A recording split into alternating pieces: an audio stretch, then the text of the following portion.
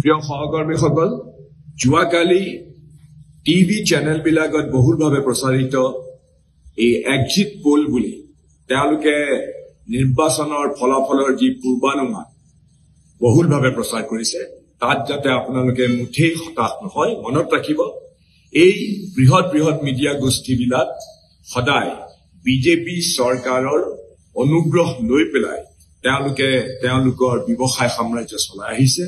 মুঠতে এটা কথা মনত ৰাখিব লাগিব যে আমি আশা কৰিছো যে অহা 4 জুনত আমাৰ নিৰ্বাচনৰ ফলাফল আশানুৰূপভাৱেই হ'ব আৰু আমি প্ৰত্যেকজনে কাউন্টিং এজেণ্টসকলে, মোৰ সহকৰ্মীসকলে আপোনালোকে ধৈৰ্য আৰু সাহসেৰে সৈতে একেবাৰে শেষলৈকে যাতে আপোনালোকে এই নিৰ্বাচনৰ ফলাফল গণনাত ন্যায়ভাৱে চলে, তাৰ বাবে আপোনালোকে সদায় ন্যায়নিষ্ঠ হৈ থাকিব, কাম কৰিব, অকণো হতাশ নহব।